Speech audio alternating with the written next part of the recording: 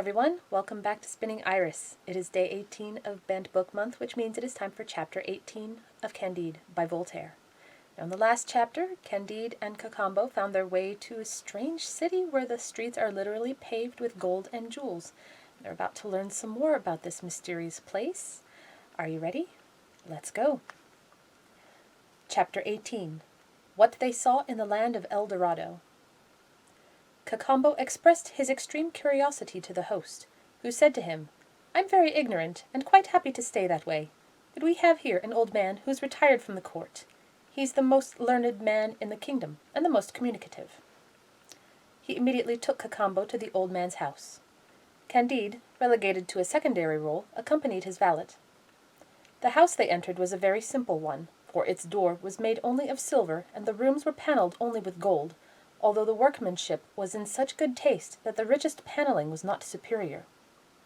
The antechamber was encrusted with the rubies and emeralds, it is true, but the order in which everything was arranged made up for this extreme simplicity. The old man received the two strangers, sitting on a sofa stuffed with colibri feathers, and had them served liqueurs in diamond goblets. He then satisfied their curiosity as follows. "I'm 172 years old, and my father, the king's equerry, told me about the amazing Peruvian revolutions he witnessed. This kingdom is the former land of the Incas, who rashly left it to go off and subjugate another part of the world, and who were finally destroyed by the Spaniards. The princes of their royal family who remained in their native land showed greater wisdom. With the consent of the nation, they ordained that no inhabitant of our little kingdom should ever leave it, and that's what has preserved our innocence and our happiness. The Spaniards had a confused knowledge of this country, which they called El Dorado, and an Englishman named Raleigh came quite close to it about 100 years ago.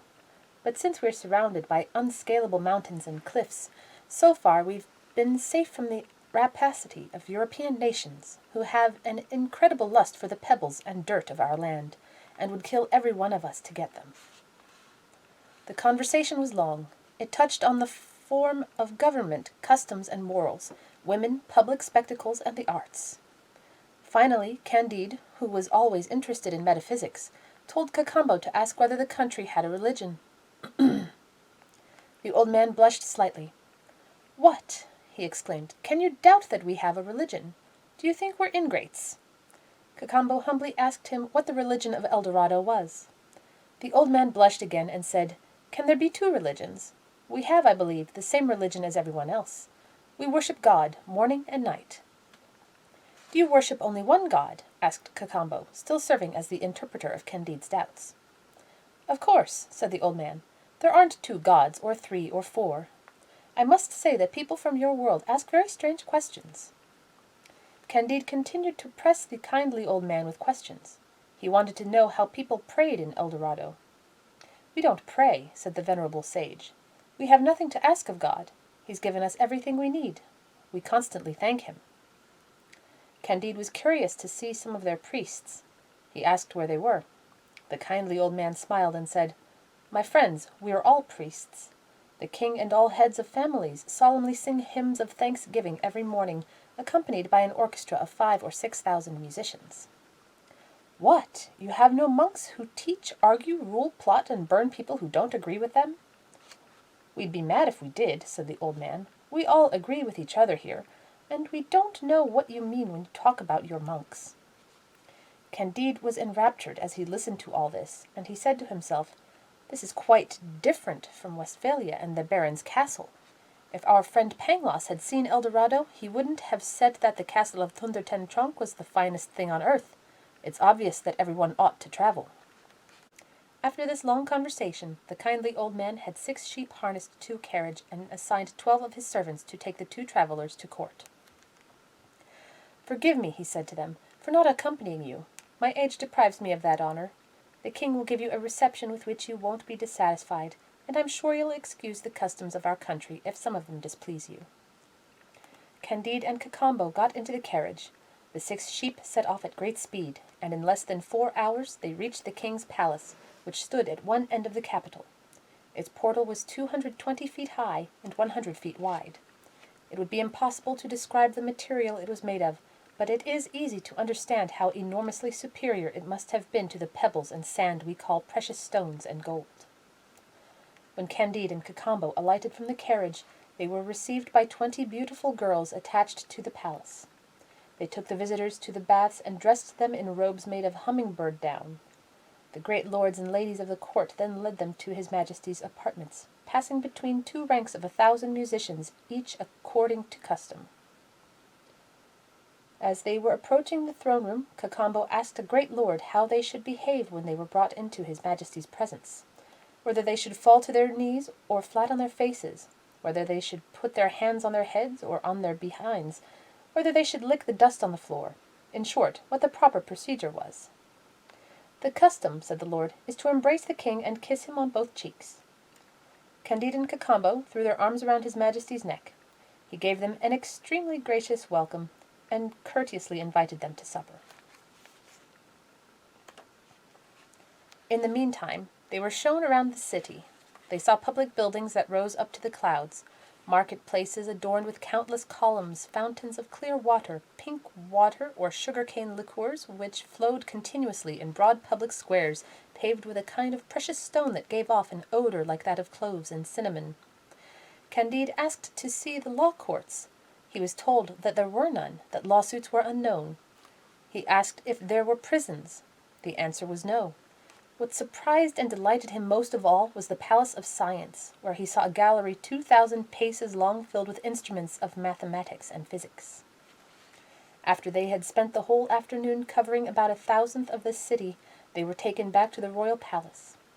Candide sat down to table with his Majesty, his valet Cacambo, and several ladies. No better meal was ever served, and no supper conversation was ever more sparkling than his Majesty's.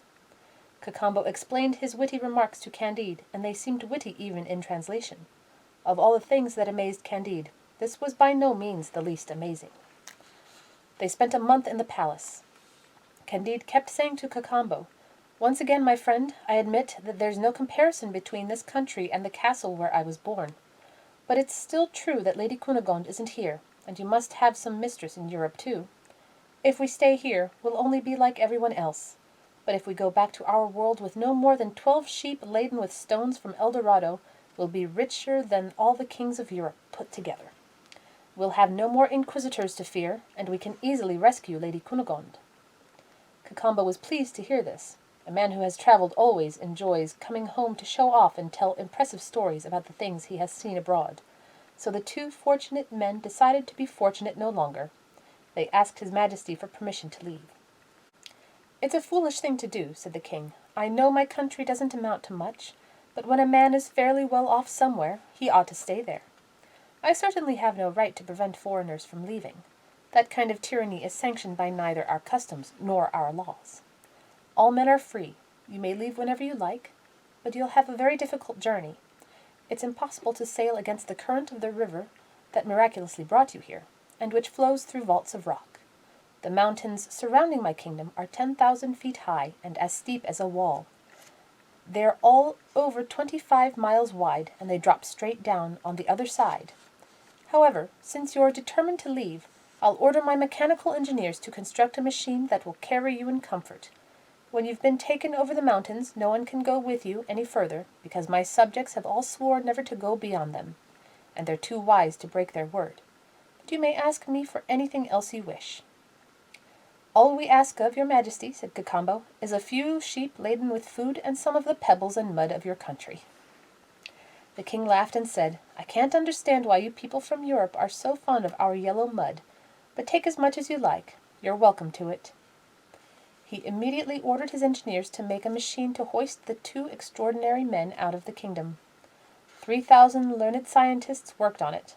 It was finished in 2 weeks and cost no more than 20,000 pounds sterling in the currency of the country.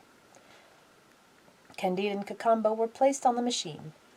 There were 2 large red sheep saddled and bridled for them to ride after they had crossed the mountains, 20 pack sheep laden with food, 30 bearing gifts consisting of some of the country's most remarkable products, and 50 laden with gold, diamonds, and other precious stones. The king affectionately embraced the 2 wanderers. Their departure was a wonderful sight, and so was the ingenious way in which they and their sheep were lifted over the mountains. The scientists took leave of them after placing them in safety.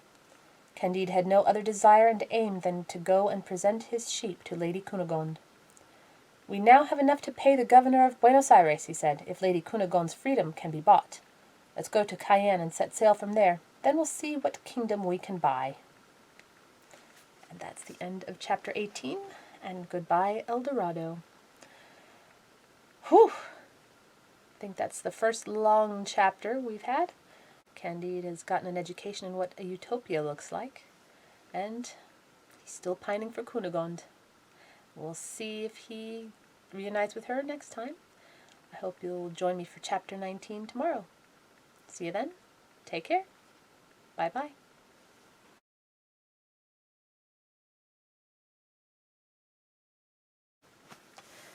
El Dorado, insert your copyrighted music here.